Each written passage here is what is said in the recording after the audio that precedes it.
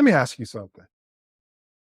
If you can go back in time, knowing everything you know right now, what would you tell your younger self as a project manager? Would you warn your younger self about the mistakes that almost, let's be frank, derailed your career? Or would you show them how to turn those setbacks into opportunities for growth? In today's episode, I'm going to share 8 crucial lessons that I wish, and I do mean I wish, I could have told my younger self. P.S. These are just not theories. This is real life.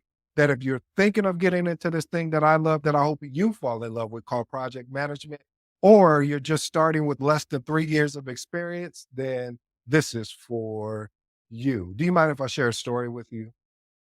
When I was thinking about that question, if I could go back and tell myself, my younger self, about project management and being a project manager, I always think about the trials and tribulations. I think about how I had to figure my way through certain situations. And sometimes I couldn't even see myself or see my way clear.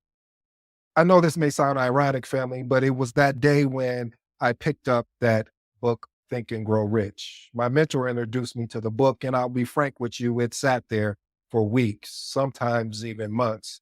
But one day I got sick and tired of being sick and tired. So I picked up the book and I continued to read chapter after chapter. And then, as you guys know my story, then I also took a personality test and they talked about some of the job opportunities that may be a good fit for me. So as I started navigating down this path of project management, some of the twists and turns that I couldn't even expect was happening to me. And you start falling into that mindset of why me? Why did this have to happen to me? And so I understood, or let me be honest, because see, that wouldn't be telling the truth. I understand now that the reason I had to go down that path was to help me become a better individual as well as a better project manager in this thing called project management. So in today's episode, this is probably one of those episodes that is very dear to me because I know there are a lot of people out there that are thinking about getting in this thing called project management. And one of the first things that I really truly believe that would have helped me, which is point number one, is hired a project manager mentor outside of the organization. As I stated to you before, I already had the mindset and the professional mindset because I was working with one of my mentors. And because I had that, I was somewhat equipped, but I wasn't fully equipped. So what I wish I would have done is hired someone that was in the field of project management that was outside of the organization. Yeah, I had people that were giving me guidance and project managers that were giving me guidance that maybe was, 5, 7 years ahead of me.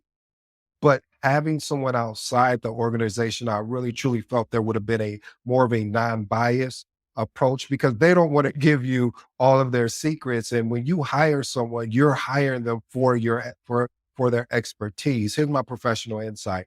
Having someone that's been where you are or trying to go provide more insights on the experience you may be faced with and how to handle them.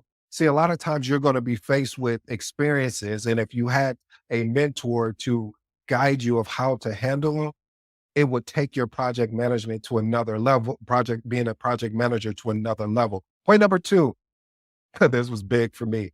Understand that you can't please everyone. Boy, oh boy. Um, Try to satisfy everyone, every stakeholder often leads to project inefficiency, even your project team. What I realized in this whole thing was that I was going in and I had the cape, I had every, I'm trying to be Superman and Clark Kent at the same time. And I realized that you just can't please everyone. You're going to have people that are going to be frustrated about why are we even doing this project? They're not going to show up to the meetings and blame you and throw you under the bus, etc. I'm going to even tell a story here. I remember when I really first truly understood this particular point, and it actually happened to me again, where, well, not again, it's happened over and over in my career, but two reasons why I remember this the most was when there was I was reaching out to one of the stakeholders, and keep in mind he and I exchanged emails or through we were leveraging Slack at this time, conversations through Slack, whether I was in a meeting, offline, out of office, whatever. And what ended up happening is I tried to reach out to him and I didn't even know he was out of office. And one thing led to another, and it just turned into this whole situation that could have been nipped in the bud. And if I would have just sat back and said, hey, you know what, I'm going to respect this gentleman or this person's time, and we'll just move forward from there. And I learned from the professional insight was really I should have been focused on the project objectives rather than trying to make everyone happy. See, it's better to deliver a successful project than one that's watered down by compromise. And over time, you find yourself, if you don't nip it in the bud really fast, you're trying to always compromise and please and get everybody to appreciate and be on the same page. It's not possible. So when I finally let that go, I was able to move forward. So that back and forth thing, I'm not going to do the back and forth thing with you. I'm going to tell you this is what it is. If you want to keep talking, that's fine. But this is where we stand. If this is not going to work for you, then we need to find another resource to get on the project that can assist us. Point number 3, develop a personal brand the day I chose project management profession. One of the things I always share with you guys, if you're thinking about getting it in project management, is creating a personal brand around project management. If I didn't have any experience, maybe I should do a video or episode on that. If I didn't have any experience, the first thing I'll start doing is I would create a podcast. If I didn't have any experience, the first thing I would do is create a blog post. I would start engaging with other project managers, and I would find, again, you know what I'm going to say, mentorship. Why am I saying all these things? Because it brings, first of all, it brings exposure to yourself. And second of all, it forces you to hone your craft. I mean, it forces you to start learning things that, let's be honest, when you are doing something for a while as being a project manager, there are certain things that you forget about. That's why you'll see people that may go and take the PMP or the CAPM or ACP, and they're doing this day in and day out, but they don't use all of the standards or the artifacts, and so they may forget about it because each organization is different. So imagine if you are creating a personal brand and you're talking about those artifacts, you're talking about certain aspects of project management and theories and what are the 49 processes and et cetera. It would really help you grow as a project manager, even if you don't have experience. So my professional insight, consider developing a signature framework, which you're paying attention and listening to now, and methodologies based on your experience, even if you don't have it, which can become a cornerstone for your professional brand. And make a commitment. Say, hey, I'm actually on LinkedIn. I mean, you can find me on LinkedIn, Edward Koch Jr. You can find me there, uh, posting articles. You see, I'm always doing presentations. And of course, my favorite thing is delivering these episodes to you. So if you're thinking about getting into this thing that I love, that I hope you fall in love with, called project management, think about developing your professional brand. And it's going to help you with the next point, is point number 4, being comfortable while being uncomfortable. When you get a project, everybody knows way more than you do. I don't care. And if this is a true project, and we know the definition is unique, if this is a unique, they know way more than you do from a technical standpoint, from a non-technical standpoint. All you have is the framework of project management, and you have to start understanding the details as you go along. So not every detail will be clear from the start, and that's fine. But I struggled with that because I'm one of those people that I need to, over time, I developed this is that I need to know the why behind the reason why we're doing this. And when, as a project manager, you don't get any of that. Yes, you get a project charter, but the project charter is extracted from the business case. And if you don't ask for the business case because you didn't know that this was a business case in place, let's just say, and you're building out this project charter, you're like, okay, we're supposed to, and it's very high level. But then you get to the project management planning aspects of things where you get more detail. You really have to count on your team. You have to lean on them until you can get up to speed. This is why I love this profession, is because it's always making you uncomfortable. There's not one, if a project manager gets on there and tells you they're super comfortable leading projects, then they're not leading projects, because every project that I've ever led in the beginning stages has been very uncomfortable because I didn't know what I didn't know until we start navigating through the project. So, professional insight, experience will teach you to embrace the ambiguity, make informed assumptions, and then move forward. Waiting for perfect information often leads to project delays. And that's one thing I noticed when I would study other experienced project managers, and you would think like, oh, I'm surprised they can't see this, where they know you're not going to have all the details. They just need to keep moving forward, moving the project forward, and it's going to eventually come. But if that wasn't happening, you would watch project delays. You would watch how resources will, all of a sudden you start having resource constraints because the assumption is you don't need those resources. Anyway, let's move on to point number 5. Message. Anytime I say message, family, this is something you want to pay attention to. This is something you want to stop, listen, and I don't care if you want to drop and roll. If you're driving, just please keep your hands on the wheel. But listen to you, family, seriously. Point number 5, documentation over everything. I always talk about that. The reason why I stress this so much is because I was not doing this properly.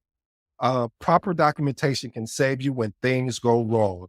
You may assume that, hey, oh yeah, I can trust this person.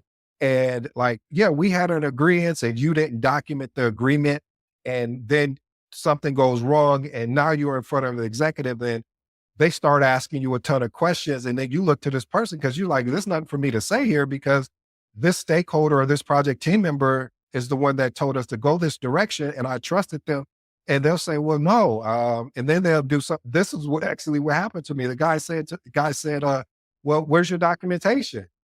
And I was like, document what? I was like, we were on a call and you agreed on it." And then the executive was like, okay, Edward, where's the documentation on the agreement? Whether email or do you have a log or when it was happening? I was like, no, it was just a meeting on this particular day.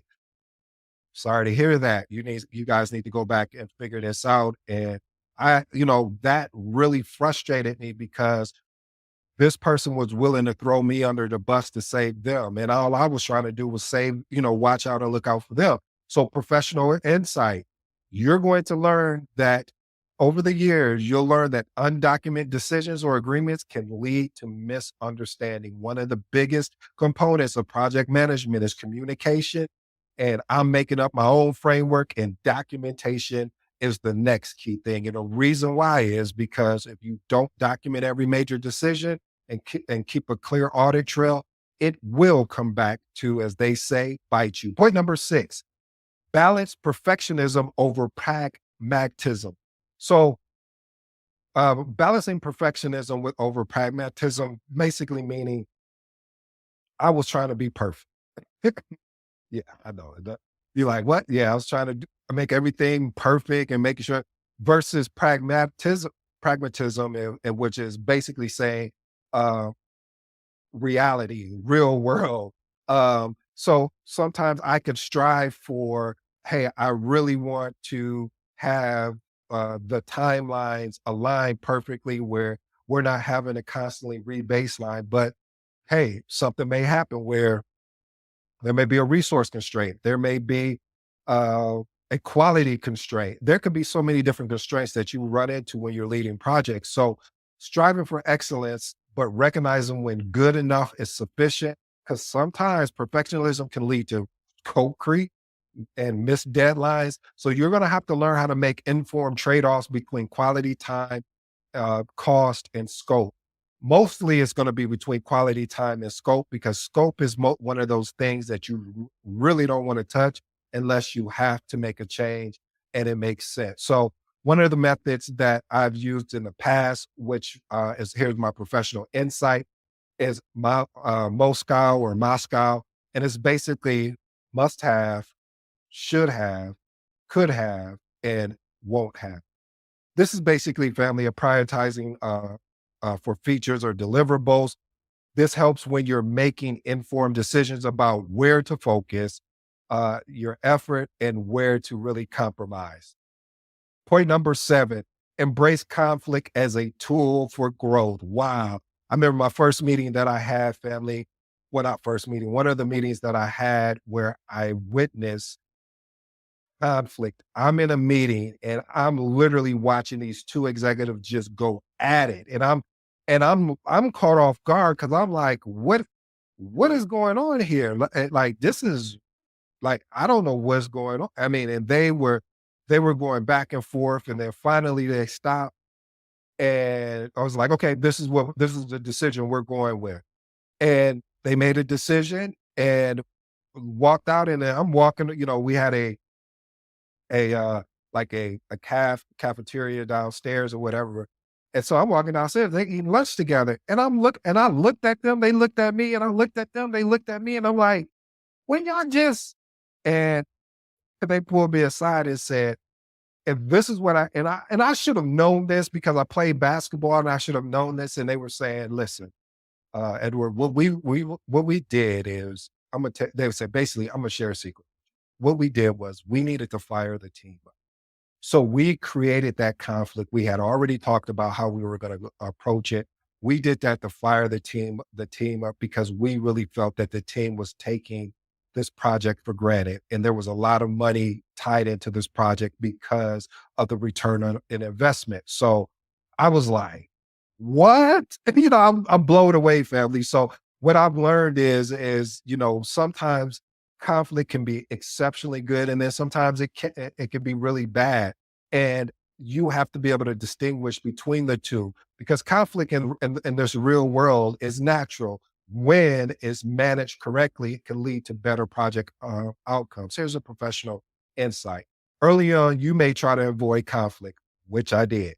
However, learning how to mediate and resolve conflicts professionally allows for innovative solutions and a stronger team. I'll be honest, if I'm on a team, if we have not had any conflict, I will try and create some because it creates a stronger bond within the team, especially if it's done in a professional manner. I don't let any disrespect happen. I don't allow any name calling. We stick to the facts. And when it gets ugly like that, then that's when I do step in and make sure that either I'll kick them off the call or I'll mute them, one of the two. So conflict really can help bring your team together if it's done in a professional manner. Point number 8, always reassess and improve process. One of the things I told you is I always like asking the why question. I'm always looking for ways to streamline workflows as well as optimize processes. I didn't do that in the beginning when I first got started in project management. I was just going along to get along, and that was not the proper approach because as a project manager, you have to have the courage to disrupt a workflow or a process that is just not working. And it's not working. We're just doing it that's what someone else done or that's how it's always been done. Now I've gotten to the point where that will just irritate me when someone says, oh, well, when I ask them about a process or I challenge them on a process, oh, we've always done it that way. Okay, why? And if they start umming and I don't know or well or who said, then I'm like, okay, we need to really unpack this and break this down and find out a better way. So professional insight. Don't get stuck, excuse me, in the trap of this is how it's always been done. Experienced project managers consistently and constantly look for inefficiencies and improvement, whether it's communication, technology, or methodologies. All right, family, I'm feeling so good. I hope you don't mind if I over deliver here. I have 3 bonuses. So if you stuck around this long, I appreciate you. By the way, family, if you haven't yet, pick up your copy of the Magnetic Project Manager. You can find it at all bookstores, Amazon, Barnes and Noble. Again, the Magnetic Project Manager. All right, here's your bonus, family. Don't be afraid to say no. One of the things I had to learn about having the courage and the uh, experience over time is you can't accommodate every request or change, and that's okay. You have to be willing to say no, because if you don't have the ability to say no, and here's the professional insight, and back it up with data and show how it will impact the project, then the project is going to fail most of the time. But you can't you have to make sure that you back it up with data. It can't be anything emotional like, oh, I'm just overwhelmed, and I no, let me show you. So if you want me to take on that extra project, I'm currently sitting at 5 projects, and if I take on this other project, these other 2 projects are going to suffer. If you're okay with that, then let's do it. Otherwise, I will have to say no. And there's so many ways professionally, and I just gave you an example of how you can say no. Saying yes to every change leads to scope creep, and most important, and I've watched this in my career and other project managers, they can get burned out. Here's my next bonus: learning from project post-mortems, or what we call lessons learned. One of the things I should have done when I was coming through this thing called project management is I was so excited to pick to finish a project after the twists and turns that when we finally wrapped up the lessons learned register, I didn't go back and look at it. I was just like, all right, I'm on to the next one. Or sometimes I'm in between three to 5 projects. So I'm like, well, once that wraps up, now I'm only down to 4 projects. So I'm just continuing. But one of the things that I wish, or I should have said that I don't want to use the word regret. So I go with wish, that I really took the time to study and understand what went well, what didn't go well. And the biggest question of it all, why? When I started doing that, I started seeing trends in my project that really helped me out. I'll give you an example of a trend: resource constraints. So I would always notice at the beginning of the project, everyone would be fired up. And then all of a sudden, as we get to the planning phase and get more in details, I started seeing my resources slip away. And I was like, why is this happening? Are they getting pulled away? So these are the type of conversations I was able to create. So that's the professional insight. Here's my next bonus: prioritize stakeholder communication. One of the biggest things, again, I guess I'll add this to my framework as well. So we have communication as part of my framework. We have documentation over conversation. And then I'll have to say stakeholders as well as project management, project team communication. Building relationships with stakeholders from day one, as well as project team members from day one, understanding their needs, concerns, goals will help you make better and better informed decisions. That is something where I learned extremely fast. I learned that it was more important about building these relationships because you need them. They don't really need you. Yes, you are there to serve them. Yes, you're there to help them, keep them on track, to hold them accountable. But the reason why you need them is because they are doing the work. And so, since they're doing the work, you have to make sure that you're setting them up for success. No, you're not going to be able to address every concern. No, you're not going to be able to meet all of their needs. But what needs can I meet that are within my control? That is key, family. Here's a professional insight: early engagement prevents misalignment and mitigates future challenges. Never assume that project team members and stakeholders know what you need without consistent and very transparent communication. Family, here's my transformational remarks. Again, family, I hope you enjoyed today's episode as we're going on and we're closing this out. Documentation over everything. Again, as I shared the story about you with you about how I trusted someone on a decision that was made, but that was all my fault. I should have documented. Undocumented decisions or agreements can lead to misunderstanding. Point number 2: develop a personal brand. The day I chose project management profession, people always ask me, hey, I'm thinking about switching careers. I don't have project management experience. What would you tell me to do? This is it for you right now. Start a blog, start writing on LinkedIn, create a podcast, create a YouTube channel. All of these things are going to force you to get better at your craft of project management. And so by the time, while most people are just now studying for the CAPM, you've already maybe went through the CAPM book, and it gives you an edge in front of a lot of people because again, us project managers, sometimes we take for granted that we had to go through that process. So this is why I'm going through this process again and having to go back through this over again and do this on a consistent basis. It's helping me understand this craft much better, and it will help you understand your craft. Point number three, prioritize stakeholder communication early. As I stated, professional insight, early engagement prevents misalignment and mitigates future challenges. Never assume that project team or stakeholders know what is needed without constant and very transparent communication. And the last and final, I think, is one of my favorites is I would have hired a project manager mentor outside of the organization I was working in because there is somebody that has already been where you are and where you want to go, and they can offer you more insight off of their experience that you may be faced with when you have to handle any challenges. Well, family, I hope you enjoyed today's episode. I go by the name of ED. For all you smart and intelligent folks out there, that simply means Ed. Until next time.